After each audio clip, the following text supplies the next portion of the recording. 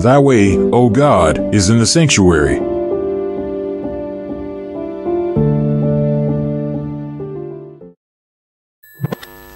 The great revival of America begins on November 5th, 2024. We have to bring back our religion. We have to bring back Christianity in this country. I want to hear from the pastors and the ministers and the rabbis. The people in this room are the people we want to hear from, and they have to have a political voice. You know, if you think about it, you have men, you have women, and you have religion. Religion and politics is the narrative of American Christian nationalism. If he don't look good, we don't look good. Close on Sunday. You're my Chick-fil-A. It's the old school charm of the Sabbath with kind of a new age green twist. This time, we have a secret weapon. This time, we have Project 2025. Frightening article. They're calling it Project 2025.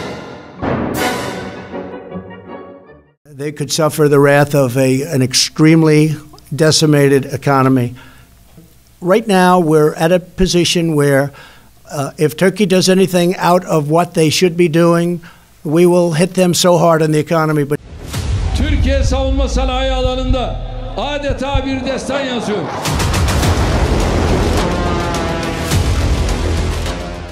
He said that Turkey would, quote, do what's necessary concerning the letter when the time comes. He did not elaborate. I recognized Jerusalem as the capital of Israel. Let's watch the documentary film on the National Sunday Law, The Great Test, and the Eastern Question, The Signpost. Let's make 1888 great again.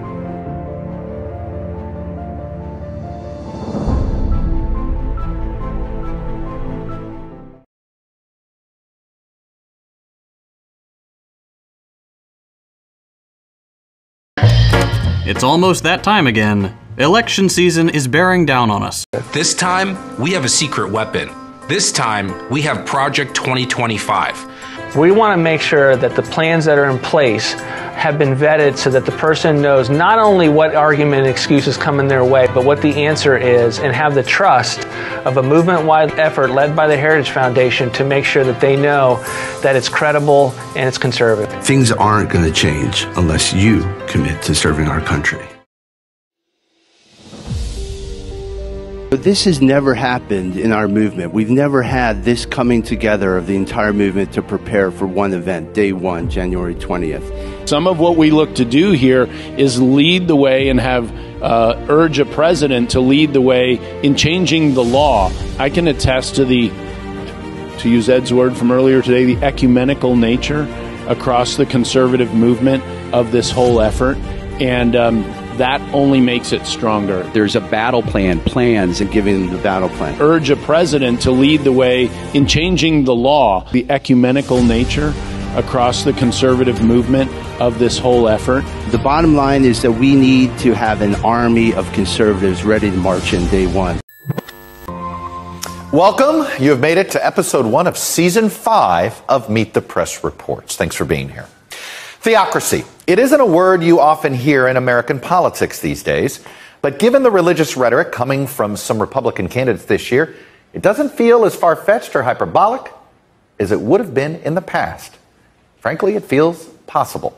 There are candidates embracing the idea that whatever the First Amendment actually says about the free exercise or establishment of religion, that this wall between church and state should actually come down. And not only that, these folks argue, the wall was actually never supposed to be there in the first place. In fact, here's Lauren Boebert. She's a freshman member of Congress from Colorado. She was speaking this summer to congregants. Here's what she said. The church is supposed to direct the government. The government is not supposed to direct the church. That is not how our founding fathers intended it. And I'm tired of this separation of church and state junk. She's not alone. The Republican candidate for governor in Pennsylvania, the nation's 5th most populous state, said this to his supporters. So much for this myth of separation of church and state. That's right. And that's the same position that Michael Peroutka, the Republican nominee for Maryland Attorney General, It's a position he's taken since at least 2014 when he called the separation of church and state, quote, the great lie. And he added, there can be no separation of God from government because he, capital H there, created it. That would have been news to the founders, especially Thomas Jefferson, who was the first of the founders to use the phrase, the wall of separation metaphor, to describe the First Amendment's religious freedom protections. Other Republicans, though, are openly embracing Christian nationalism. We need to be the party of nationalism, and I'm a Christian and I say it proudly. We should be Christian nationalists. People willing to trade their freedom for temporary security deserve neither and will lose both. Benjamin Franklin.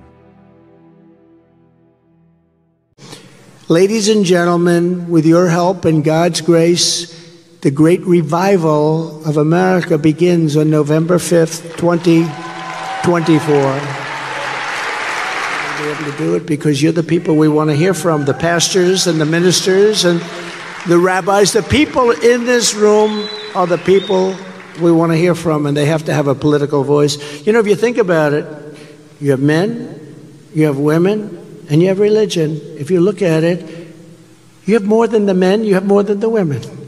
You have such power, but you weren't allowed to use that power, and you're now allowed to use it. I get in there, you're going to be using that power at a level that you've never used it before.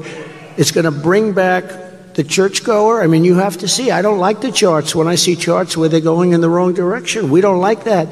We're going to bring it back, and I really believe it's the biggest thing missing from this country. It's the biggest thing missing. We have to bring back our religion. We have to bring back Christianity in this country.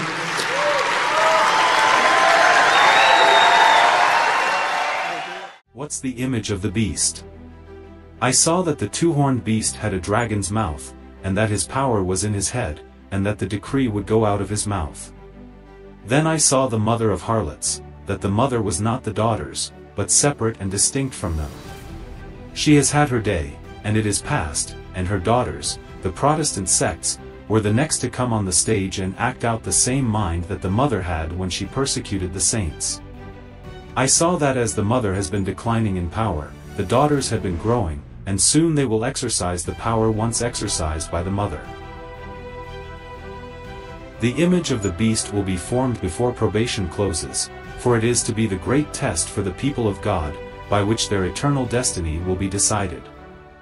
Donald Trump's real religious beliefs are probably not what you think they are. With polls showing that most Americans don't believe that Trump is actually religious at all, 33% of Americans still believe that Trump is indeed a Protestant Christian. And when it comes to what he truly believes, the truth isn't what it may appear to be on the surface, and in order to understand his actual beliefs, we first have to understand his religious history. Trump's parents, Fred and Mary Trump, enrolled Trump into Sunday school in the 1950s when Trump was just a kid. I was born into a family where my father was religious, my mother was religious. I wouldn't say they were, going to church every single day, but they were, they were believers. In 1959, Trump was first confirmed at First Presbyterian Church in Jamaica, Queens, when he was just 13 years old. But Trump's religious views continued to evolve as he and his father became captivated by the teachings of Norman Vincent Peale, who was the pastor of Marble Collegiate Church in Manhattan. Trump started going to Peale's church in the 1960s and still references Peale as having a remarkable impact on him and his life. The great Norman Vincent Peale was my pastor. He was the greatest guy. If the name Norman Vincent Peale doesn't sound familiar, you may be aware of his 1952 book, The Power of Positive Thinking, as the title later became a common catchphrase in our culture. Now, though Peale was a Christian pastor, many considered him to be a heretic because he taught that you can bring your desires into existence with only your thoughts, that God is energy that you can harness in your imagination, and was reported as also teaching that Jesus was not the only way. To add to Peale's controversial views, Peale undoubtedly taught and endorsed some New Age and occult beliefs, as well as endorsing several New Age writers. Several Christian teachers in his day also criticized Peale for replacing the heart of the gospel message with positive thinking, as well as peddling worldly success instead of eternal salvation. She had never heard of the science of positive imaging, nor of positive thinking, but Jesus Christ had made her a positive thinker. In Trump's book, Great Again, Trump says that Peele would instill in him a very positive feeling about God that also made him feel positive about himself, and that he would literally leave church feeling like he could listen to another 3 sermons. Although Peele died of a stroke in 1993, the roots of Peele's teachings could be traced in Trump's beliefs for many more years to come. I just got one more, because you used the word Christian. Have you ever asked God for forgiveness? That's a tough question. I don't think in terms of, I'm a religious person. Shockingly, because people are so shocked when they find this out, I'm Protestant, I'm Presbyterian. And I go to church and I love God and I love my church. And Norman Vincent Peale, the great Norman Vincent Peale was my pastor. The Power of Positive Thinking. Everybody's heard of Norman Vincent Peale. He was so great. He would give a sermon, you never wanted to leave. Sometimes we have sermons, and every once in a while we think about leaving a little early, right, even though we're Christian. Dr. Norman Vincent Peale, Frank, would give a sermon. I'm telling you, I still remember his sermons. It was unbelievable. And what he would do is he'd bring real-life situations, modern-day situations, into the sermon. And you could listen to him all day long. When you left the church, you were disappointed that it was over. He was the greatest guy. And then, you know, he passed away, but he was a great... He wrote The Power of Positive Thinking, which is great. You ever asked God for forgiveness?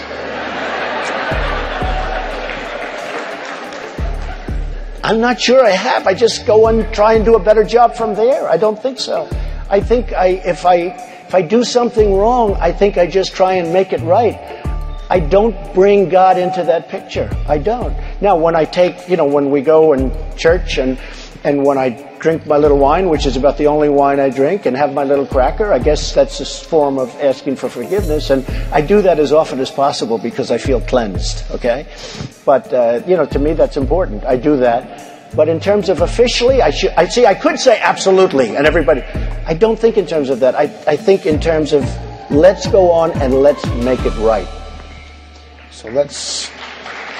When you said that you've never asked God for forgiveness, do you regret making that remark? No, I have great relationship with God. I have great relationship with the evangelicals. In fact, nationwide, I'm up by a lot. I'm leading everybody. But I like to be good. I don't like to have to ask for forgiveness, and I am good. I don't do a lot of things that are bad. I try and do nothing that's bad. The power of positive thinking. The philosophy that thinking positive thoughts will cause good things to happen in life is directly related to a belief system called New Thought. New Thought spirituality began in the early 19th century and developed based on transcendentalism, Hinduism, the misuse of Bible verses, and from other mystical teachings. In more recent times, the power of positive thinking through the New Thought spirituality has been popularized by the 1952 book, The Power of Positive Thinking by Norman Peale, and the 2006 movie The Secret, which is based on the same titled book by Rhonda Byrne. Specifically, the book by Norman Peale brought new thought into Christian circles. And he doeth great wonders, so that he maketh fire come down from heaven on the earth in the sight of men, and deceiveth them that dwell on the earth by the means of those miracles which he had power to do in the sight of the beast, saying to them that dwell on the earth, that they should make an image to the beast, which had the wound by a sword, and did live. Revelation 13 verses 13 to 14. We just saw great wonders and miracles will be performed. Men under the influence of evil spirits will work miracles. They will make people sick by casting their spell upon them, and will then remove the spell, leading others to say that those who were sick have been miraculously healed. This Satan has done again and again. 2 camps will be formed: Sabbath truth and the true health message versus Sunday and spiritualism with false healing. All this will lead to the Eastern question and Armageddon. For a better understanding of the Eastern question, you can watch A.T. Jones, Martin Luther and the Path of the Turks, the Eastern Question and the Medical Missionary Work. You talk about the loss of, I'm not sure whose phrase it is, the Sunday world.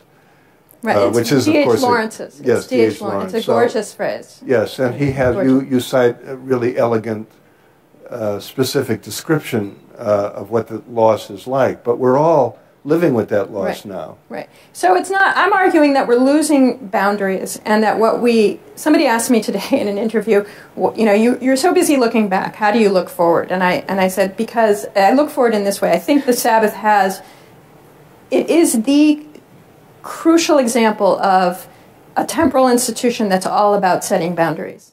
The Sabbath is very easy to reconfigure as a 4-step program for forging community spirit.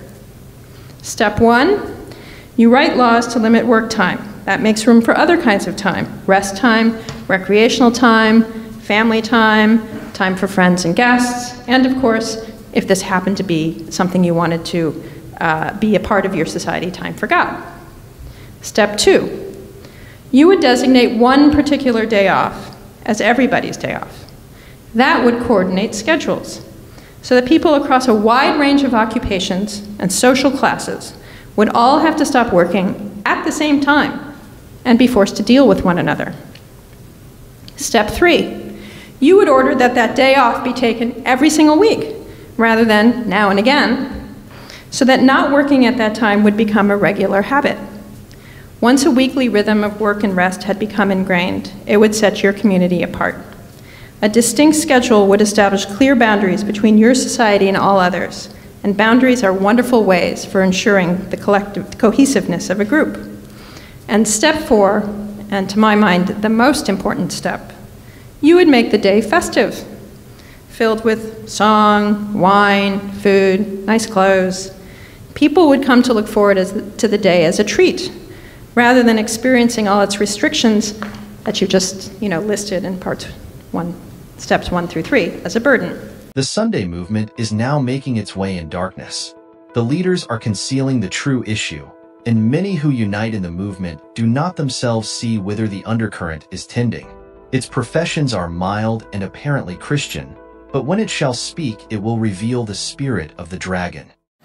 There's a pretty wild thing happening in America today. In 2000, 70% of Americans belong to a religious institution, but today that number is 50%. This has been a pretty precipitous decline in the ability or willingness of Americans to go to church or to a religious institution on a regular basis. And I think that has lots of broad impacts in our society.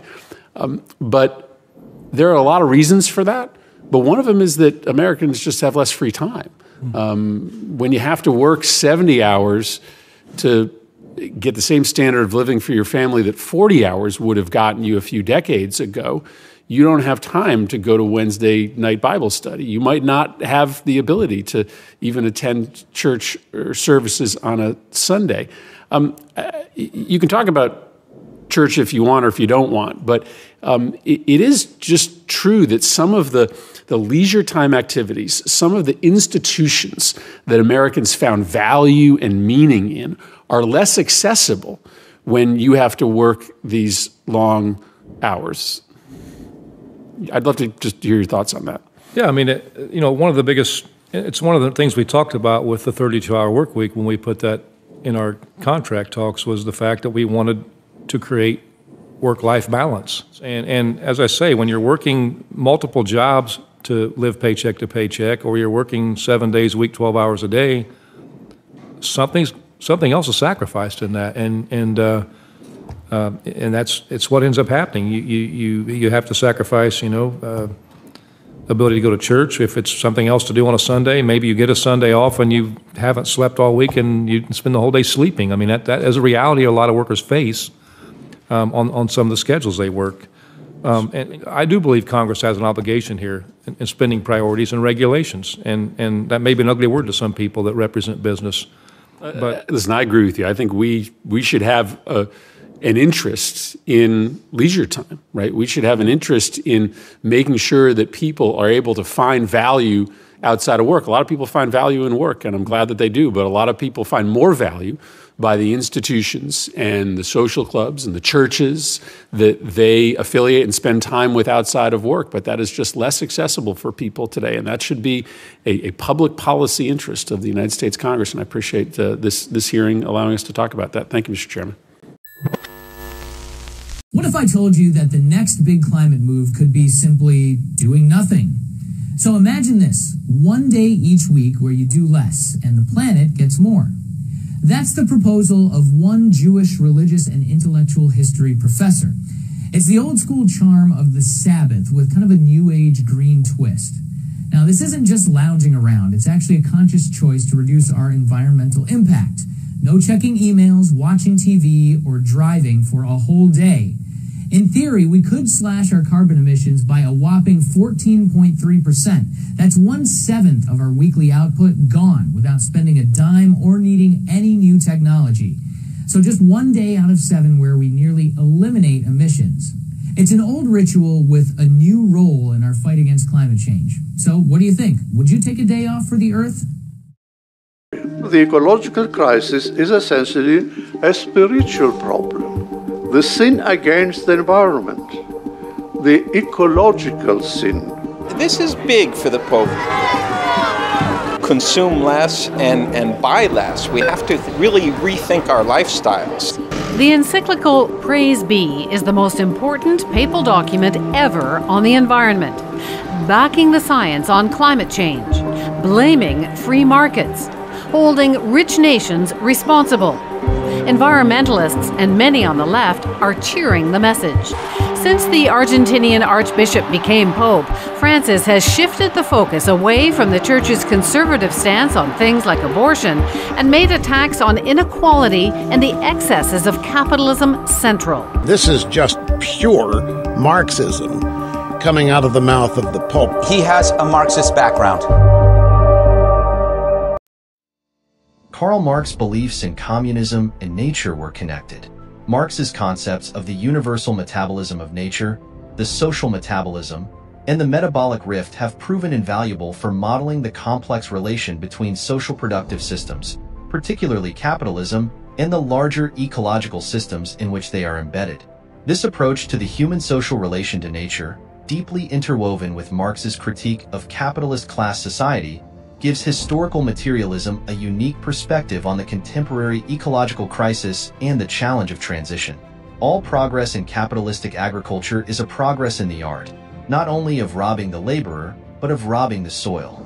All progress in increasing the fertility of the soil for a given time is a progress towards ruining the lasting sources of that fertility.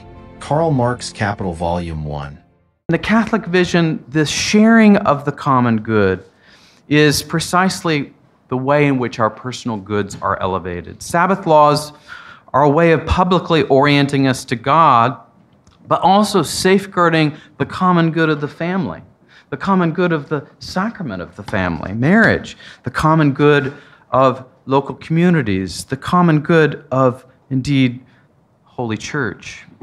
And the state, in making such laws, sets a limit. Itself must set the limit. The public ordination to God is something that has suffered badly in recent decades, but it is easily restored. And I would say it is enacted and continues to be on the books in many different states in the way of blue laws, of Sabbath laws. If you've been following our disputes, we've been proponents of Sabbath laws. A restoration of the Sabbath is the most concrete and material gift that we can give to our nation. Public orientation to God then reflected where? Reflected in concrete ways, in national holidays, in civic liturgies, in laws, indeed, Sabbath laws, Sunday laws that would require a cessation of what? Commerce could cease, and we could be free for one day. For God. Common good. Seek recognition of Sundays. In Section 2188, in respecting religious liberty and the common good of all, Christians should seek recognition of Sundays and the Church's holy days as legal holidays. They have to give everyone a public example of prayer, respect, and joy and defend their traditions as a precious contribution to the spiritual life of society. If a country's legislation or other reasons require work on Sunday, the day should nevertheless be lived as the day of our deliverance, which lets us share in this festal gathering, this assembly of the firstborn who are enrolled in heaven. Catechism of the Catholic Church, 2nd edition. False religious liberty. trial and persecution will come to all who, in obedience to the word of God, refuse to worship this false Sabbath. Force is the last resort of every false religion.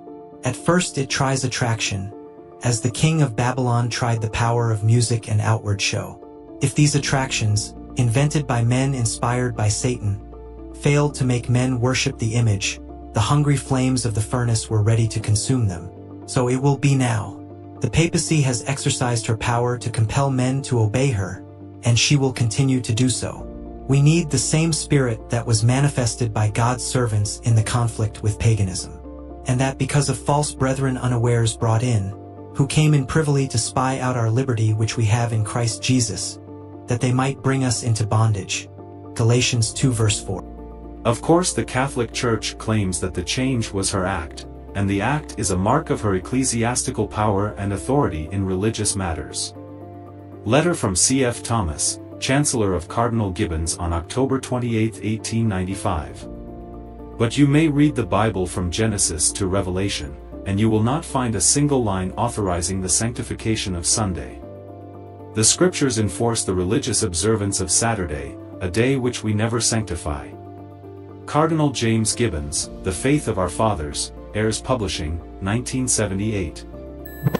Sooner or later Sunday laws will be passed. But there is much for God's servants to do to warn the people. And he shall speak great words against the Most High, and shall wear out the saints of the Most High, and think to change times and laws, and they shall be given into his hand until a time and times and the dividing of time. Daniel 7 verse 25. Here's something that might surprise you. White evangelical Christians in the U.S. are more than twice as likely as American Jews to believe that God gave Israel to the Jewish people. Now, not all evangelicals believe this, but the ones that do, their voices are often the loudest and most influential. The title deed to the land of Israel is recorded in the Bible, which gives the Jewish people a clear and unclouded title to that land forever. It belongs to them, and it belongs to them only. People that share this view are called Christian Zionists. They believe the Bible commands them to support and defend the modern-day state of Israel, regardless of what this means for the Palestinians who live under its occupation. They point to one biblical verse in particular, Genesis 12:3, that they believe references the modern state of Israel. Genesis 12, here it is in the very beginning of the Bible. I'll bless and I'll curse those who curse her. I met Sharon Sanders in Jerusalem. She's an American Christian who moved here from Illinois in the 1980s out of a deep religious sense of mission to support Israel. She and her husband founded the charity Christian Friends of Israel, which aims to help people from recent Jewish immigrants to Israeli soldiers. Just simply kindness of the heart to say thank you for protecting us, thank you for taking care of the land. Her charity is one of several foreign Christian-led organizations that have flourished in Israel in recent years. It's estimated that every year evangelicals give around $200 million to Israel. Worldwide donations from the Jewish community far surpass that, but Christian contributions continue to rise and show no signs of slowing down. But for Christian Zionists like Sharon, that promise is prophecy.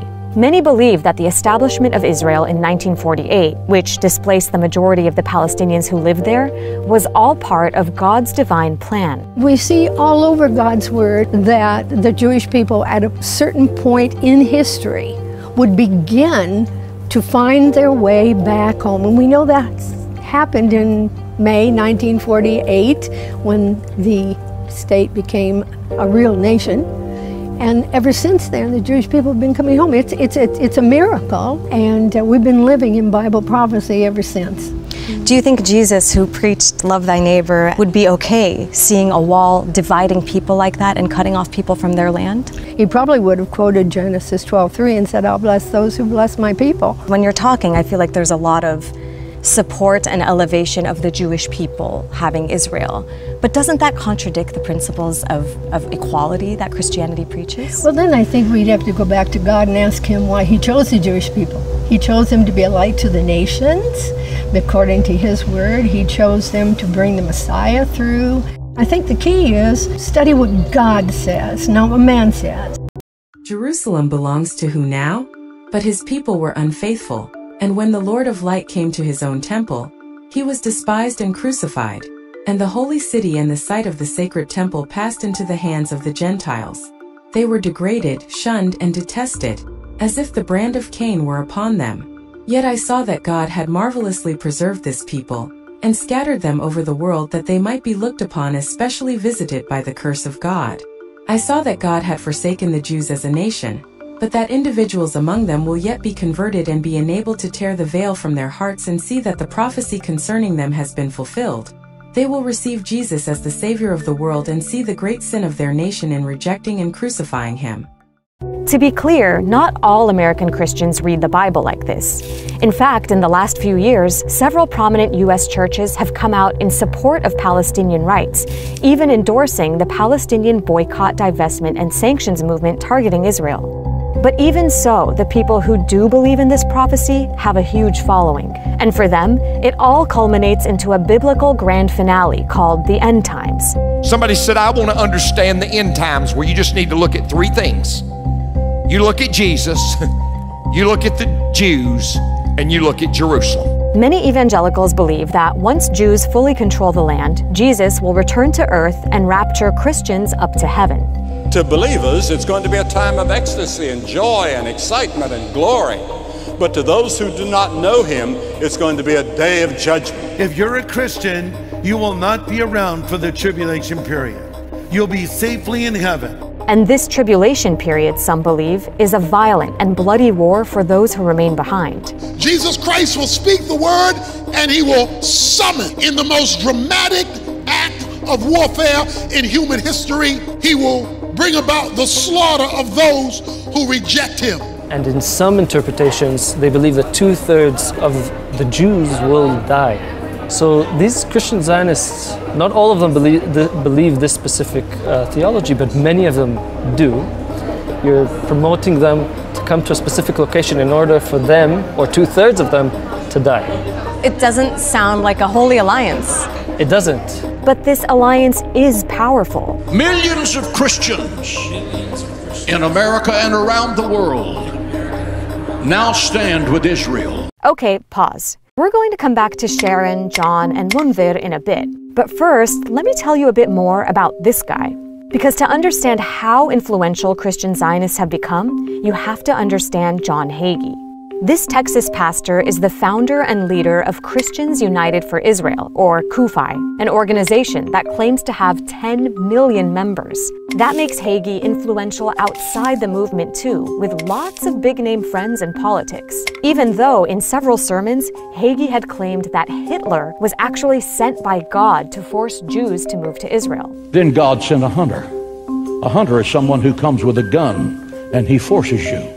Hitler was a hunter. Why did it happen? Because God said, my top priority for the Jewish people is to get them to come back to the land of Israel. Wild, right? If that sounds cynical to you, well, it actually underpins Hagee's beliefs when it comes to Israel. For example, this dedication to protecting and defending Israel includes denying the internationally acknowledged fact that the West Bank and East Jerusalem are occupied territories. As we saw earlier, Hagee and many of his counterparts insist the Holy Land is actually promised to Jews by God, and so they want to see the West Bank remain under Israel's control, because it's a necessary step for Jesus Christ's return to earth. But neither the Hitler comments nor his viewpoint on the apocalypse have made Hagee a political pariah. Even Israeli leaders applaud and court the support of Hagee's movement. Now there are millions and millions of devout Christians who stand with Israel. So I want to thank you on behalf of all the people of Israel. False Messiah. Many false messiahs will appear, claiming to work miracles and declaring that the time of the deliverance of the Jewish nation has come. These will mislead many. Christ's words were fulfilled. Between his death and the siege of Jerusalem, many false messiahs appeared. But this warning was given also to those who live in this age of the world. The same deceptions practiced prior to the destruction of Jerusalem have been practiced through the ages and will be practiced again. Well, Pastor John Hagee is a New York Times best-selling author, and he's the founder and chairman of Christians United for Israel. He's also the senior pastor of Cornerstone Church in San Antonio. And he's joining us live from Texas for more. Thanks for joining us, Pastor Hagee. Really appreciate you being with us here on Faith Nation. We're delighted to be with you today. Pastor Hagee, what is the significance of what President Trump is doing as it relates to Jerusalem? What President Trump is doing is one of the most courageous political things that's been done in Washington in a long time. Many presidents have promised to move the embassy and declare Jerusalem as the eternal capital, but they have promised without performing. President Trump, when I spoke to him in the White House about this several weeks ago, he said this very emphatically. He said, "Other presidents have failed you, but I will not disappoint the Christian community in this issue. I will stand with Israel, and we will, at some point in time, move the embassy." Well, you just led me into my next question. I was curious about some of your interactions with the president on this. Can you tell us a little bit? I know you've visited him at times at the White House. What has that been like? And it seems like he, for sure, is committed to Israel. When you meet when you meet the president, he's very cordial. He's very warm. He's very engaging. We were there for about 2 hours in an evening meal together, and we spoke about the geopolitical crisis of the Middle East. We spoke about what his thoughts were about moving the embassy, and I talked to him about the significance of moving the embassy in the Jubilee year, because I told him that God measures everything in modules of 50 years. And I said, this is a principle that's carried out in Leviticus, the 25th chapter. I said, if you look at 1917, it was a Jubilee year, and the Balfour Amendment came, and then in 50 years was 1967, and Jerusalem was reconnected to Israel, and you add 50 to 1967, and you're in 2017. I said, this is the year to move the embassy and make that declaration, because it is a biblical timing of absolute precision. Thank God he's going to do exactly that. Jerusalem shall not be built again. I also saw that old Jerusalem never would be built up, and that Satan was doing his utmost to lead the minds of the children of the Lord into these things now, in the gathering time, to keep them from throwing their whole interest into the present work of the Lord, and to cause them to neglect the necessary preparation for the day of the Lord. Promise of blessings with the land. What were the conditions? Ye shall make you no idols nor graven image, either rear you up a standing image, either shall ye set up any image of stone in your land, to bow down unto it, for I am the Lord your God. Ye shall keep my Sabbaths, and reverence my sanctuary. I am the Lord. If while you walk in my statutes, and keep my commandments, and do them, then I will give you rain in due season, and the land shall yield her increase, and the trees of the field shall yield their fruit. And your threshing shall reach unto the vintage, and the vintage shall reach unto the sowing time, and ye shall eat your bread to the full, and dwell in your land safely. And I will give peace in the land, and ye shall lie down, and none shall make you afraid. And I will rid evil beasts out of the land, either shall the sword go through your land. Leviticus 26 verses 1 to 6. The Sabbath, as a memorial of God's creative power, points to him as the maker of the heavens and the earth. Hence it is a constant witness to his existence and a reminder of his greatness, his wisdom, and his love. Had the Sabbath always been sacredly observed, there could never have been an atheist or an idolater. Understand the magnitude of the transformation that we seek to advance. Let me show you a map of the Middle East in 1948, the year Israel was established. Here's Israel in 1948. It's a tiny country, isolated, surrounded by a hostile Arab world. In our first 70 years, we made peace with Egypt and Jordan, and then in 2020, we made the Abraham Accords, peace with another 4 Arab states. Now look at what happens when we make peace between Saudi Arabia and Israel. The whole Middle East changes. We tear down the walls of enmity. We bring the possibility of prosperity and peace to this entire region. The government under which Jesus lived was corrupt and oppressive. On every hand were crying abuses, extortion, intolerance, and grinding cruelty. Yet the Savior attempted no civil reforms. He attacked no national abuses nor condemned the national enemies. He did not interfere with the authority or administration of those in power.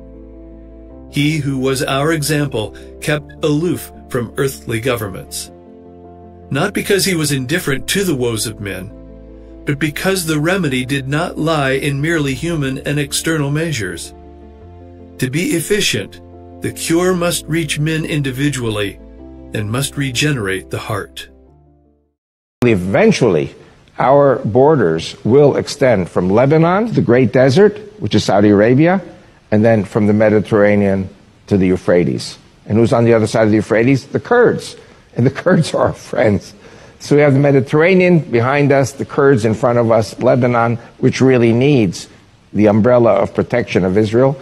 And then we're going to take, I believe we're going to take Mecca, Medina, and Mount Sinai and purify those places. When we think of the land of Israel, many of us tend to think of the small sliver of land along the coast of the Mediterranean Sea. While this is currently the established land of the state of Israel, the boundaries of Israel according to the Elohim, God of the Hebrews, is much larger. Based on the verses from Ezekiel chapter 47, verse 13 to 21, it is evident that the passage outlined specific borders for the division of the land among the 12 tribes of Israel. The description goes beyond the current geographical borders of the modern state of Israel and include regions that extend into present-day Jordan, Lebanon, and Syria.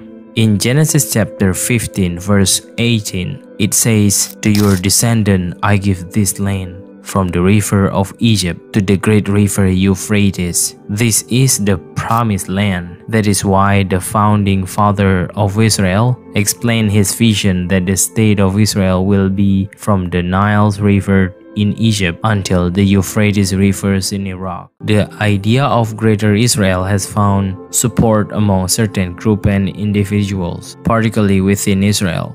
Some political and religious fractions advocate for the realization of Greater Israel, which generally refers to the annexation or controls of territories beyond the borders established after the 6 Days War in 1967. Bezalel Yoel Smotrich, as an Israeli far-right politician and the current Minister of Finance in 2022, is known for his advocacy of the realization of the Greater Israel. Actually, the Greater Israel is not a new idea. It is an old ideology that has been planned very well. The Greater Israel organization was formed in July 1967, a month after Israel captured the Gaza Strip, the Sinai Peninsula, the West Bank, and the Golan Heights in the 6 Days War. It called on the Israeli government to keep the captured areas and to settle them with Jewish populations. The Arabs that stayed were rounded up and walled in, take over land and force the inhabitants out. The Land of Israel movement was a political organization in Israel during the 1960s and 1970s, which subscribed to an ideology of Greater Israel. The 1967 war changed things for Israel. Israel triples in land mass. They started on a path of expansion, land, and population growth. America backed Israel from the start and still does until today. If you look at the current situation, Israel is still expanding their territory. They take full control of Gaza and control the West Bank. They even built many houses on the Palestinian land. They are so ambitious in making their dream come true. They want the Greater Israel become reality.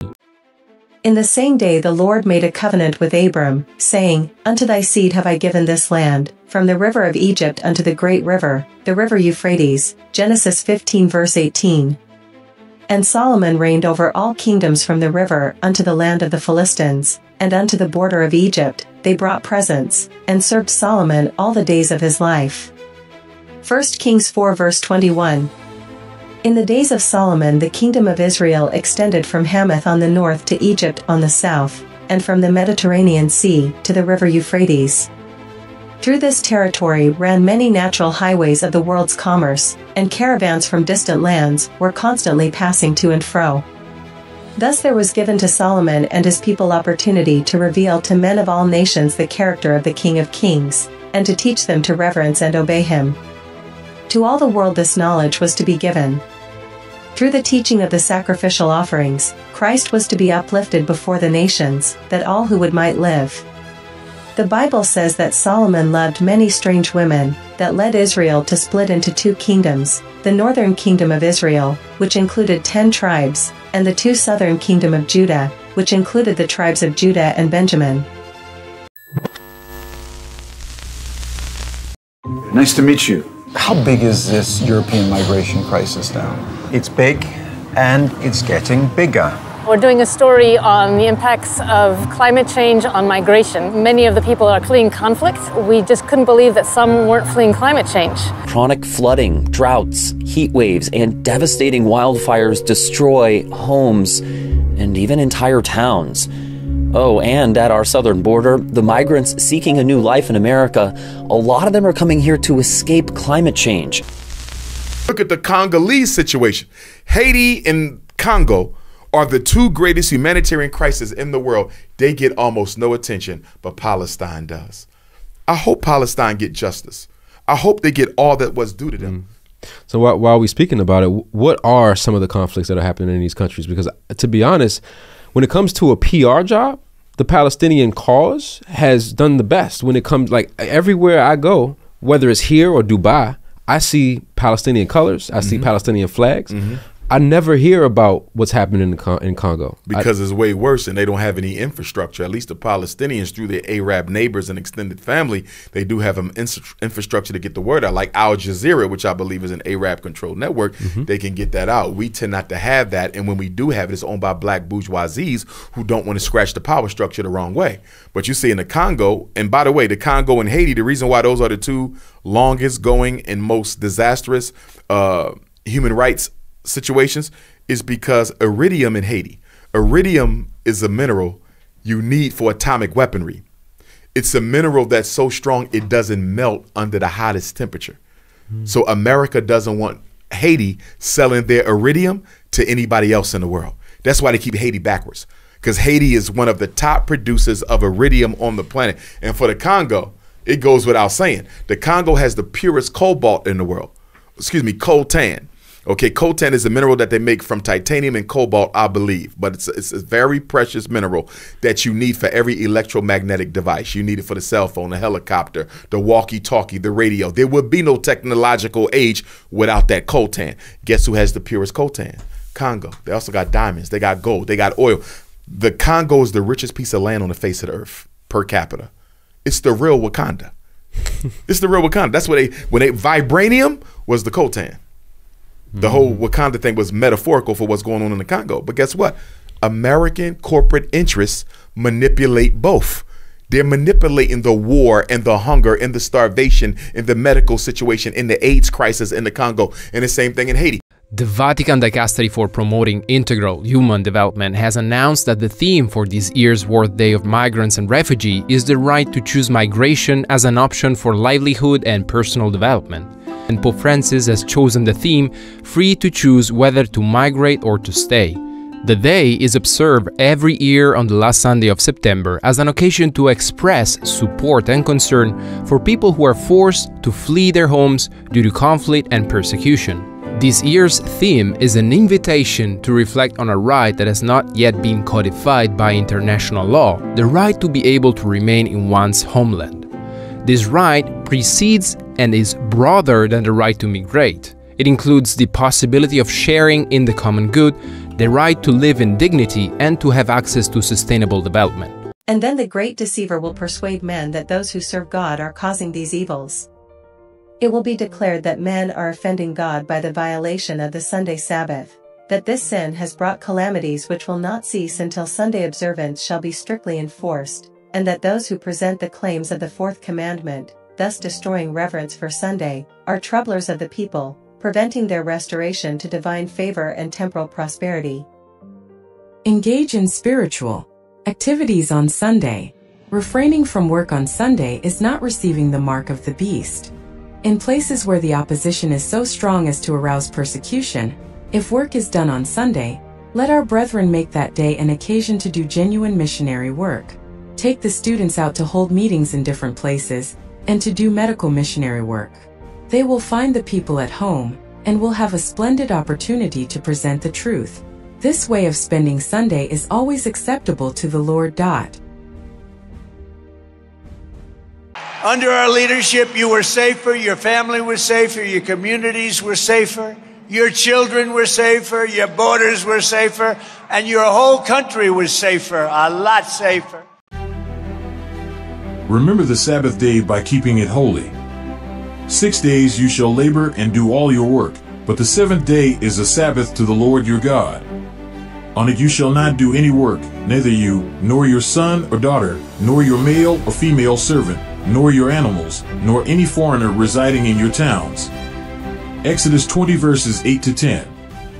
It was the desire for liberty of conscience that inspired the pilgrims to brave the perils of the long journey across the sea, to endure the hardships and dangers of the wilderness, and with God's blessing to lay, on the shores of America, the foundation of a mighty nation.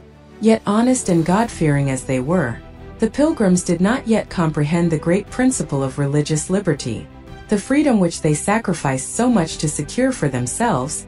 They were not equally ready to grant to others. Donald J. Trump is calling for a total and complete shutdown of Muslims entering the United States. On day one, I will immediately restore and expand the Trump travel ban. Then I started talking about the Muslim problem, which is a problem. I will immediately restore and expand the Trump travel ban. I said we have to do a temporary ban on the Muslims. I will immediately restore and expand the Trump travel ban. We all know what that is. And we have to look at the Muslims, and we have to do something. Then I talked about the Muslims. Donald Trump's travel ban is going into effect this summer. Federal courts had previously put 2 different versions of the ban on hold to resolve questions about its constitutionality. And on June 26th, the Supreme Court ruled that the ban can take effect with some limitations before the High Court reviews it in the fall. The ban stops all tourists from 6 majority Muslim countries from entering the U.S. for at least 90 days and all refugees for at least 120 days, unless they already have a visa or have a bona fide relationship with a person or organization in America. Trump's bans could almost be over by the time the court hears the case. Trump called the Supreme Court's decision a clear victory for our national security, and he did title it, "This is the protection of the nation from foreign terrorist entry into the United States." After the first ban was put on hold by a judge in Washington and the Ninth Circuit Court of Appeals, Trump signed what was, in his words, a quote, watered-down version with the same title. But there is absolutely no evidence for such a security benefit. Americans were more likely to be killed by their own clothes than by an immigrant terrorist. And nobody in the U.S. has been killed in a terrorist attack by immigrants from these particular 6 nations in the last 40 years. But while the temporary bans have gotten all the headlines, the order has sent the U.S. down the path of a fundamental shift in American refugee policy, reviewing all admitting procedures and announcing that in the future, refugees will only be admitted from countries that ensure the security and welfare of the United States. This is the opposite of how the U.S. has defined refugees in the past. People fleeing persecution and violence that their own governments cannot or will not protect them from. And this comes at a time when the world faces its biggest refugee crisis since World War II, when 1 in 122 people are displaced. So if you're worried about U.S. terrorist attacks like 9/11, San Bernardino, or the Orlando Pulse shooting, this order would have prevented none of them. But if you happen to be afraid of Muslims, this ban might sound pretty good. It falls in line with Trump's anti-Muslim statements, the most famous of which he said during the campaign. Donald J. Trump is calling for a total and complete shutdown of Muslims entering the United States. I think Islam hates us. But the seventh day is the Sabbath of the Lord thy God, and that thou shalt not do any work, thou, nor thy son, nor thy daughter, nor thy manservant, nor thy maidservant, nor thine ox, nor thine ass, nor any of thy cattle, nor thy stranger that is within thy gates, that thy manservant and thy maidservant may rest as well as thou. And remember that thou wast a servant in the land of Egypt, and that the Lord thy God brought thee out thence through a mighty hand and by a stretched out arm. Therefore the Lord thy God commanded thee to keep the Sabbath day. Deuteronomy 5 verses 14 to 15. One of the important reasons why the Lord delivered Israel from slavery to Egypt was that they might keep his holy Sabbath. The Egyptians did not give them religious liberty, so the Lord brought forth his people. The observance of the Sabbath was not to be a commemoration of their slavery in Egypt, however. Its observance in remembrance of creation was to include a joyful remembrance of deliverance from religious oppression in Egypt that made Sabbath observance difficult. In the same way, their deliverance from slavery was forever to kindle in their hearts a tender regard for the poor and oppressed, the fatherless and widows. Remember that you were slaves in Egypt. In late August 1619, 20 to 30 enslaved Africans landed at Point Comfort, today's Fort Monroe, in Hampton, Virginia, aboard the English privateer ship White Lion. In Virginia, these Africans were traded in exchange for supplies. Several days later, a second ship, Treasurer, arrived in Virginia with additional enslaved Africans. Both groups had been captured by English privateers from the Spanish slave ship San Juan Bautista. They are the first recorded Africans to arrive in England's mainland American colonies. Many Southern Christians felt that slavery stands as an institution of God. The Sunday keepers did not give the slaves religious liberty the same way they obtained freedom from God coming to the New World. The true seventh-day Sabbath would have enlightened America from abusing his neighbor. Let's keep the true Sabbath. Talk about your policies for a second. As you know, this President of the United States, when it comes to Israel, is getting protested. Now he seems to be turning on Israel. But the non-committed vote that Biden's getting, they're not going to like you either because you are firmly in Israel's camp, correct? Are you on board with the way the IDF is taking the fight in Gaza? You've got to finish the problem. Asked if he's on board with what the IDF is doing in Gaza, he says, quote, "You got to finish the problem." So, Don, are you talking about, say, a final solution? You need a final solution? The way the IDF is taking the fight in Gaza? You've got to finish the problem. You had a horrible invasion. It took place. It would have never happened if I was president, by the way. As you know, Iran was broke, Brian. They were broke. They had no money for Hamas, for Hezbollah. They were broke. This would have never happened. And for another reason, they wouldn't have done it to me. I guarantee you that. Trump moved the embassy to Jerusalem. Trump did the Abraham Accords. The whole point of the Abraham Accords is to normalize relations between Israel and other Arab countries in the region. Former President Donald Trump now suggesting the U.S. should take a hands-off approach to the Israel-Hamas war. Here's what he said during an interview with Univision on Thursday when asked how America might help stop the civilian killings in Gaza. So you have a war that's going on, and you're probably going to have to let this play out. You're probably going to have to let it play out because a lot of people are dying. There is no hatred like the Palestinian hatred of Israel and Jewish people, and probably the other way around also. I don't know, it's not as obvious, but probably that's it too.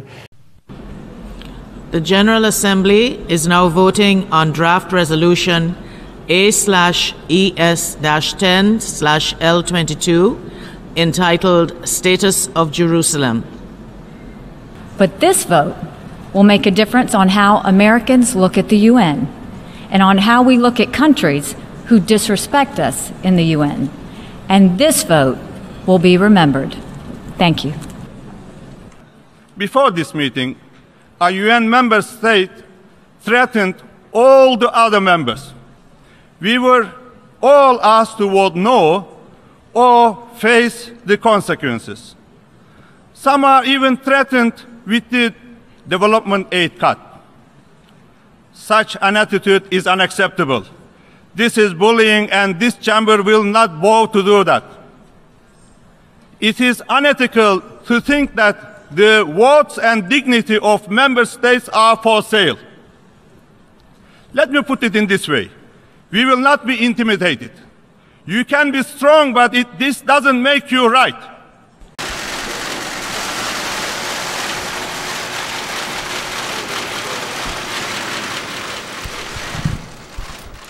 Thank you. When I came into office, I promised to look at the world's challenges with open eyes and very fresh thinking. I have determined that it is time to officially recognize Jerusalem as the capital of Israel. While previous presidents have made this a major campaign promise, they failed to deliver. Today, I am delivering. I've judged this course of action to be in the best interests of the United States of America and the pursuit of peace between Israel and the Palestinians. I would like to express my regret once again. Mr. Trump, Jerusalem is a red line for Muslims. We will follow this struggle to the very last moment with determination, and we could even go right up to cutting our diplomatic relations with Israel. Recep Tayyip Erdogan considers himself a champion of the Palestinian cause. On Wednesday, the Turkish president chaired an emergency gathering of the world's main pan-Islamic body in light of Donald Trump's decision last week to recognize Jerusalem as the capital of Israel. In an earlier address, Erdogan refused to strike a conciliatory tone. I am inviting all countries who value international law and fairness to recognize occupied Jerusalem as the capital of Palestine.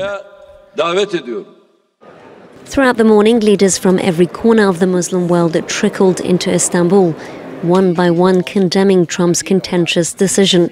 For his part, Mahmoud Abbas said his people will not accept any role for the United States in the Middle East peace process from now on, a call echoed by all participants. The individual steps taken by President Trump will not legitimize Jerusalem as the capital of Israel, because it's an Arab, Palestinian, Islamic, Christian city, the eternal capital of Palestine. That Erdogan will try to wipe out the Kurds. I will wipe out his economy if that happens. I've already done it once with Pastor Brunson. I'm sure that I hope that he will act rationally. This is like Israel and the Palestinians, okay? There's only one difference. Maybe the hatred's even greater. Is that possible? Rampaging Donald Trump, who has threatened to obliterate the Turkish economy. We have the tweets. Quote, "As I have stated strongly before, and just to reiterate, if Turkey does anything that I, in my great and unmatched wisdom," this is someone with a deep, deep, deep problem, "consider to be off limits, I will totally destroy and obliterate the economy of Turkey. I've done before. They must, with Europe and others, watch over the captured ISIS fighters and families. The U.S. has done far more than anyone could have expected, including the capture of 100% of the ISIS caliphate. It is time now for others in the region, some of great wealth, to protect their own territory. The USA is great." For Texas Congressman and forehead American Louis Gohmert. Jim? Thank you, President Barack Hussein Obama. This will be quite a legacy for you. And I'm not one of those who says he's not a Christian. All I know is that's between him and God. But what I do know is he has helped jumpstart a new Ottoman Empire and left our friend and ally Israel so vulnerable in this sea of radicalism that he has helped bring to the surface. I mean, you look across Tunisia, Libya, and Egypt, and Iraq, and Iran, and Syria, Lebanon. You look at these countries and come on over to Afghanistan that this president is losing as we speak, and Pakistan, which has been harming us all they could while still taking our money. Thank you, Secretary of State Clinton and President Obama. You look and you go, oh my gosh, this is the makings. This is the beginnings a massive beginning of a new Ottoman Empire that President Obama can take great credit for. You heard him right. The Ottoman Empire, founded by Osman I, that ruled the Middle East for over 600 years until it finally collapsed in 1922. The Ottomans were known for their formidable weaponry, razor-sharp scimitars that could lop off your head. We have breached your defenses, Mustafa! You Ottoman dog! Yes, it is I, Mustafa, Grand Vizier of the Turkic Horde! Welcome to Obama's Ottoman America! A croissant. Yes, the croissant, created in 1683 to celebrate the victory over the Ottomans at the Battle of Vienna. Its crescent shape mocks the moon upon your flag. No, not the light and flaky pastry of my people's darkest hour! Begone, Turk!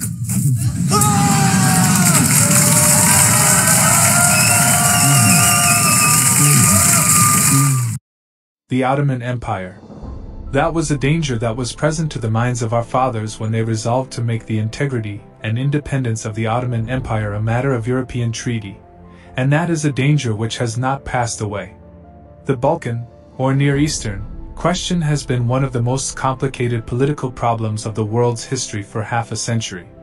For 4 centuries and a half, or ever since the conquering Turk crossed the Bosporus and took Constantinople, the grim contest has been on to dislodge him by war and diplomacy. The world is stirred with the spirit of war. The prophecy of the 11th chapter of Daniel has nearly reached its complete fulfillment. Soon the scenes of trouble spoken of in the prophecies will take place. Sunday morning the weather was still cloudy, but before it was time for the people to assemble the sun shone forth. Boats and trains poured their living freight upon the ground, as was the case last year. Elder Smith spoke in the morning upon the Eastern question. The subject was of special interest, and the people listened with the most earnest attention. It seemed to be just what they wanted to hear. Turkey wants to be powerful. It wants to revive its national pride. Flags are a common sight, as are the images of 2 men. Kemal Atatürk. He is modern Turkey's first president, and he represents a secular republic. And then, of course, there's the image of the current president, Recep Tayyip Erdogan. Now, he wants to be the father of a new Turkish identity, one shaped by religious faith. However, Turkey remains deeply divided over what should dominate, secularism or religion. This new Turkey is self-confident. For a while, we got used to losing, but now we know that we can win again. We can be strong and be a great nation, because that's what we were in the past. Erdogan supporters crushed the coup attempt, and they see their victory as an opportunity to create a new nation. They're basing their newfound power on Islam. Turkey's fate is tied to politics and religion. It was like that in the past, and it's like that now. The separation of religion and state does not exist. That's a secularist concept. Sharma Upadhyay, and I'm here to talk to you about Turkey. Once a model for the Islamic world, now reduced to a military power project. Not too long ago, Turkey used to be a modern and secular state, an Islamic republic with a progressive approach, thanks to the policies of Mustafa Kemal Atatürk, the father of modern-day Turkey, a reformer who brought his country at par with the European world. He replaced Arabic with the Latin script, the Islamic calendar with the Western calendar. Mosques were under state control. Faith was a private matter. Christians and Jews could freely worship their gods in Turkey. Turkish men were forbidden from wearing a headgear. Turkish women forbidden from wearing headscarves. But the Turkey of today is very different. Now, Turkey is ruled by a leader who wants to take his country back to its Ottoman ambitions. He wants to run it like a modern-day sultan. The name of this leader is Recep Tayyip Erdogan. The Turkish president wants to reclaim the lost glory of the Ottoman Turks, and he wants the world to witness it. The Turkish propaganda machine is producing TV shows that tell you a lot about Erdogan's approach, his thought process. Erdogan wants to be seen as the leader of Muslims across the world. He has made Islam the center of Turkish politics and the guiding light of Turkey's foreign policy. The prize he wants in return is for Turkey to replace Saudi Arabia as the de facto leader of the Islamic world. He is running a carefully crafted campaign to achieve this dream. Pope Benedict XVI visited Istanbul, Turkey in 2006. It was an iconic moment. The spiritual head of the world's 1 billion Catholics, his shoes removed, stood praying while turned to Mecca and Istanbul's landmark Blue Mosque. Pope Benedict XVI, who later became the first pontiff to resign in 600 years, grabbed worldwide attention in 2006 for stepping inside a mosque at a time when a large part of the global Muslim community raged at him due to a statement he made on Islam. The German pontiff had upset many Muslims during a lecture delivered 2 months before his Turkey visit, in which he used a quote from a 14th century Byzantine king which equated Islam with violence. In the Sultan Ahmet Mosque, the pontiff crossed his hands over his stomach, similar to Islamic practice while praying.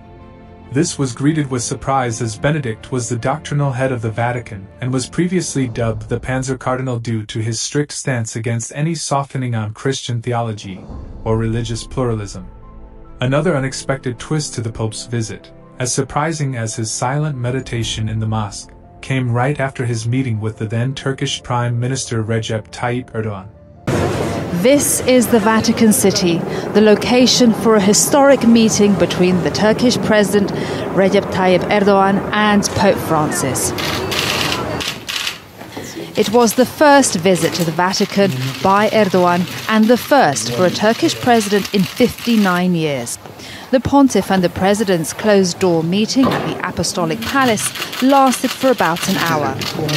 Although they spoke about hotspots around the world, the future of Jerusalem topped the agenda. It's a priority for Erdogan and an area where the Pope hopes to mediate. Both agreed that the Holy City of Jerusalem status should be maintained as per the United Nations resolutions and international law. That he might be able to bring it to politics so that there not be simply confrontation between two sides, but that he can come in with his moral authority and resolve these tensions, as has been done in the past very famously. For instance, John Paul II precluding war that was about to break out between Argentina and Chile. The Vatican has a long history of mediating in geopolitics. It helped the US and Cuba, and also Argentina and Chile. Now, history may have been made at the Vatican today between the President of Turkey and the Pope. Together, they've agreed to speak with one voice to pressure the US administration to reverse their decision on Jerusalem. Maria Ramos, TRT World, the Vatican. Foreign ministers from NATO countries are gathered this week in Washington, and one of the allies, Turkey, has come under sharp criticism for its dealing with the alliance's principal adversary, Russia. In a moment, you'll see my interview with Turkey's foreign minister. Turkey must choose. Does it want to remain a critical partner of the most successful military alliance in the history of the world? Or does it want to risk the security of that partnership by making reckless decisions that undermine our alliance? The verbal war over war machines is adding increased pressure to a relationship already rife with tension. Turkey's President Recep Tayyip Erdogan has long condemned U.S. support for Syrian Kurdish forces in the fight against ISIS, arguing they are allied with Kurdish separatists inside Turkey. But now S-400 is another issue.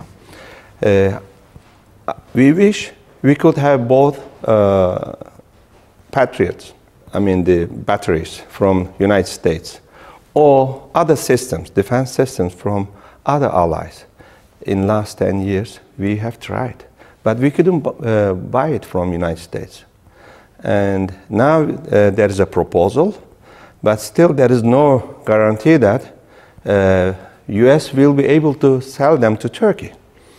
We are negotiating the conditions and the terms, that's fine, but even President Trump cannot assure us that he will get the green light from the Congress. But do you understand why the U.S. opposes Turkey having the S-400, worried about the Russian defense authorities having access to American defense technology? Well, this system will not see F-35s or other NATO systems as an enemy. And we will make sure that it will not happen. So we had to buy S-400s, and it was an urgent need. It was another choice for us, but we had to buy it. They're already purchased. Yeah, and it's a done deal. But are you saying, regardless of what happens with the Patriot, the American system, Turkey is committed to deploy the S-400, the Russian system? This is a done deal. We already committed to deploy. We purchased this, and it has to become. It has to be in Turkey. Deployed. That is the reason that we spent a lot of money for this. Even at the risk of a serious split with the United States over this? Well, why we should have serious split? The U.S. sees this as a direct threat to U.S. national security. Well, it is not a direct threat neither to Turkey's nor to any other allies' national security. How can you be this sure? Will be fully under control of Turkey, this system. So the U.S. should trust. It's military. Right. Strong military. If you type in one of the strongest militaries in the Middle East, type in strongest military in the Middle East. Strongest military in the Middle East, yeah. Okay, see what comes up. 10 strongest military. Go to that one. I think he's top, he may even be number 1, but he's top 3 for sure. He's top 3. Wow. 10 is UAE. Okay, keep going, which doesn't say much. Then is Iraq. Keep going. Then it's Morocco. Keep going. Syria. Then it's Syria. Keep going. Algeria. Keep going. Saudi 5th. Iran 4th. Wow. Israel 3rd. Egypt, guess who's left? Wow, Turkey. Number 1. Are you serious? They have the strongest military in the Middle East. Ground and air. And by the way, those are our planes, weapons, and everything. I know. That are in Turkey and Israel. So he is sitting there saying, you want to do something? In 1895, as will be remembered, there were riots in Constantinople and conflicts between the Armenians and the Turks in Asia Minor and Armenia. At that time, the people of Britain and of the United States actually demanded of the nations of Europe that they should abolish the Turkish government. At that time, in Constantinople, for at least 10 days, the Armenians expected, whether for cause or not, that war would be declared on Turkey, and that the British fleet would appear on the waters of Marmora and the Bosporus, for their deliverance from Turkish rule.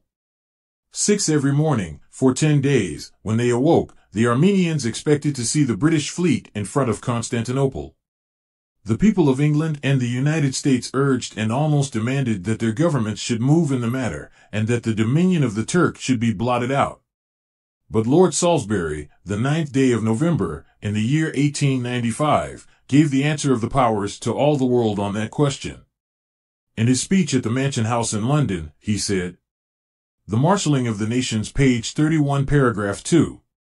We can clearly see that in the Senate of the United May 21st, 1888, Mr. Blair from New Hampshire introduced the Sunday Rest Bill, and in 1895 the people of England and the United States urged and almost demanded that their governments should move in the matter, and that the dominion of the Turks should be blotted out. The church leaders at that time had interposed themselves between the 1888 message and the people. Therefore, God couldn't allow England and the United States to blot out the Turks and allow the Sunday law to proceed." I want to talk about something now that few here in the United States are discussing, and that is outrageous comments about Israel and the U.S. from a key NATO ally and recipient of hundreds of millions of dollars in U.S. aid this year.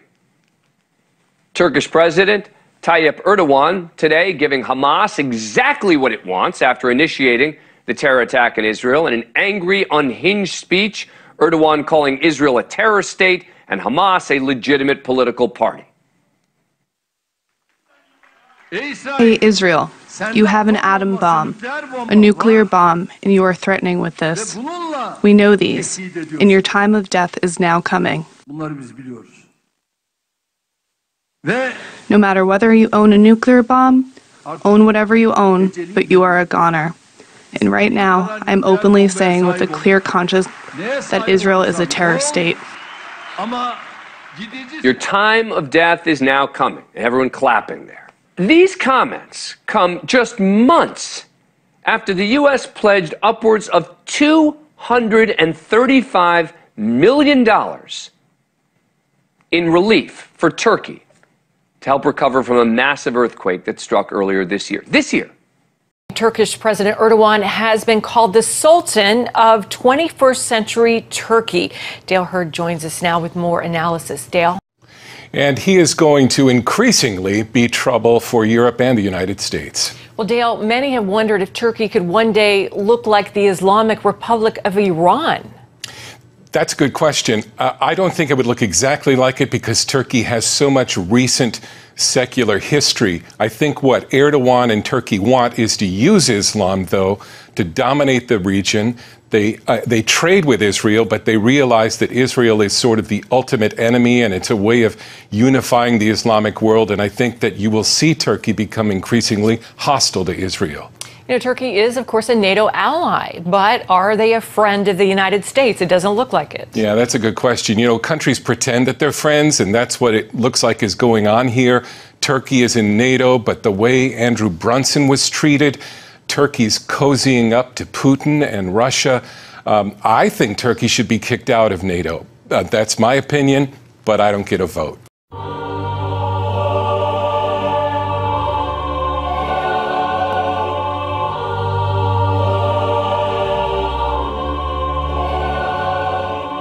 In September 1983, the Polish Pope, John Paul II, came to this church to pray.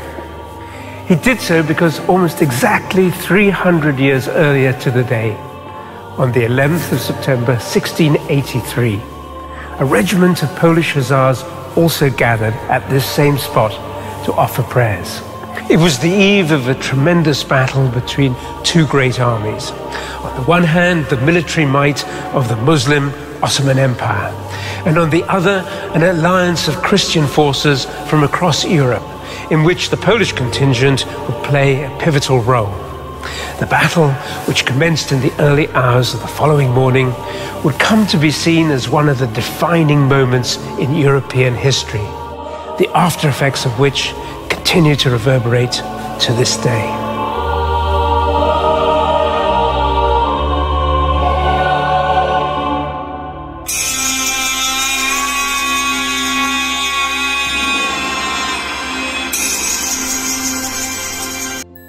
At the very time specified, Turkey, through her ambassadors, accepted the protection of the Allied powers of Europe and thus placed herself under the control of Christian nations. The event exactly fulfilled the prediction. See Appendix. When it became known, multitudes were convinced of the correctness of the principles of prophetic interpretation adopted by Miller and his associates, and a wonderful impetus was given to the Advent movement. Men of learning and position united with Miller, both in preaching and in publishing his views, and from 1840 to 1844 the work rapidly extended. We can see that the Turks were under the control of Christian nations at the sixth trumpet, so we should see the end of the Turks by Christian nations and the third woe leading to the Sunday law. The last signpost. The expression, "None shall help him," clearly implies that he has previously been helped by other powers. In the war with France, 1798 to 1801, England and Russia assisted the Sultan. In the war between Turkey and Egypt, 1838 to 1840, England, Russia, Austria, and Prussia intervened in behalf of Turkey. In the Crimean War, 1853 to 1856, England, France, and Sardinia supported the Turks. In the Russo-Turkish War of 1877 to 78, the great powers of Europe interfered to arrest the progress of Russia. And he shall plant the tabernacles of his palace between the seas in the glorious holy mountain. Dan 11:45. This movement on the part of Turkey is the signal for the standing up of Michael. That is, it marks this event as next in order. The great final test. The man of sin has led the way in tampering with God's Sabbath, and the Christian world has followed and has dressed up Sunday in Christian garb and presented it to the world. God hates robbery for offerings. Never before has there been a time when there was such a need for the people of God to vindicate and magnify the law of God. When we see the law made void, What position should we occupy? Should we compromise?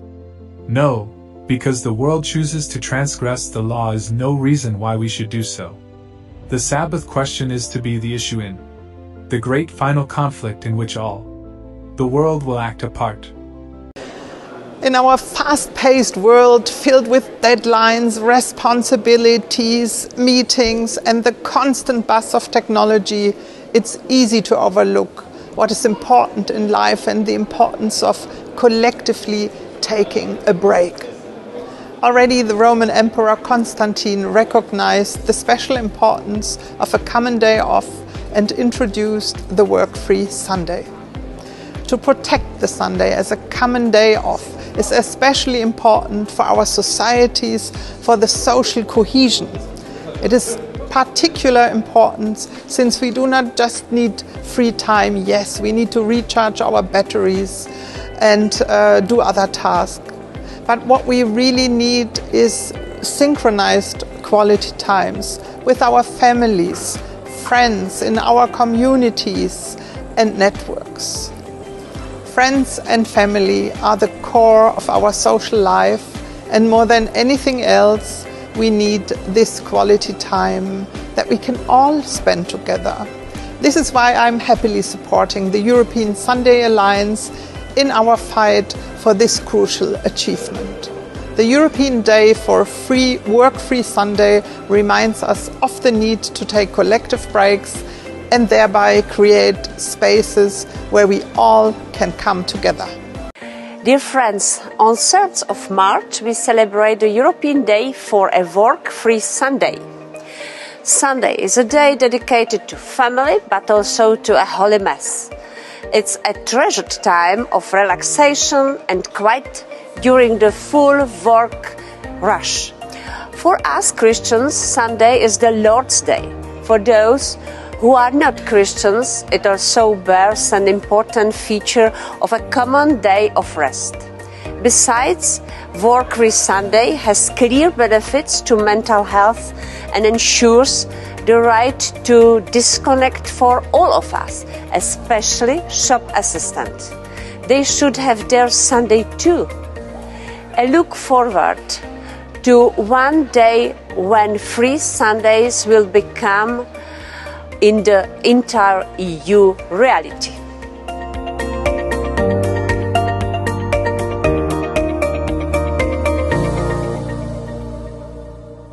We are in the end times battle, but we don't believe it's the end of the world. If you read the saints carefully, they say it's not the end of the world, it's the end of this era. Something new is coming. The greatest triumph of the church in all of world history is coming, when the whole world will become Catholic, the entire world. And through his policy also he shall cause craft to prosper in his hand, and he shall magnify himself in his heart, and by peace shall destroy many. He shall also stand up against the Prince of Princes, but he shall be broken without hand. Daniel 8 verse 25. As America, the land of religious liberty, shall unite with the papacy in forcing the conscience and compelling men to honor the false Sabbath, the people of every country on the globe will be led to follow her example. No other institution which was committed to the Jews tended so fully to distinguish them from surrounding nations as did the Sabbath. God designed that its observance should designate them as his worshippers. As the Jews departed from God, and failed to make the righteousness of Christ their own by faith, the Sabbath lost its significance to them. But in order to keep the Sabbath holy, men and women must themselves be holy. Through faith they must receive the righteousness of Christ. When God gave the command to Israel, remember the Sabbath day to keep it holy, Exodus 20 verse 8, the Lord also said to them, You shall be holy men to me. Exodus 22 verse 31. Now when Jesus was born in Bethlehem of Judea in the days of Herod the king, behold, there came wise men from the east to Jerusalem. Matthew 2 verse 1. It is interesting to see that to prepare us for his return, God has also left us a sign in the east, the Eastern question, and a sign in the west, the Sunday law. Herod king, Rome west. Wise men, east who took the north. Jerusalem, glorious land. Under the loud cry. Both Islam and the papacy embrace church and state ideology. They both need the Sun of Righteousness. Islam. No Sun of Righteousness, just the moon and star. Eastern question. The papacy. Sun worship. No true Sun of Righteousness. National Sunday law. God left us a message to reach all nations, including Islam, with the Sun of Righteousness, Isaiah 60 verses 1-7. Arise, shine, for thy light is come, and the glory of the Lord is risen upon thee. For, behold, the darkness shall cover the earth, and gross darkness the people, but the Lord shall arise upon thee, and his glory shall be seen upon thee. And the Gentiles shall come to thy light, and kings to the brightness of thy rising. Lift up thine eyes round about, and see, all they gather themselves together, they come to thee. Thy sons shall come from far, and thy daughters shall be nursed at thy side. Then thou shalt see, and flow together, and thine heart shall fear, and be enlarged, because the abundance of the sea shall be converted unto thee. The forces of the Gentiles shall come unto thee. The multitude of camels shall cover thee, the dromedaries of Midian and Ephah, all they from Sheba shall come. They shall bring gold and incense, and they shall shew forth the praises of the Lord. All the flocks of Kedar shall be gathered together unto Techi. The rams of Nebaioth shall minister unto Techi. They shall come up with acceptance on mine altar, and I will glorify the house of my glory. The time of test is just upon us, for the loud cry of the third angel has already begun in the revelation of the righteousness of Christ, the sin-pardoning Redeemer. This is the beginning of the light of the angel whose glory shall fill the whole earth. So should the followers of Christ, as they approach the time of trouble, make every exertion to place themselves in a proper light before the people, to disarm prejudice, and to avert the danger which threatens liberty of conscience. The gospel brings about the end. And this gospel of the kingdom shall be preached in all the world for a witness unto all nations, and then shall the end come. Matthew 24 verse 14. Make 1888 great again. Thank you for watching, and don't forget to subscribe, comment, like, and share. God bless.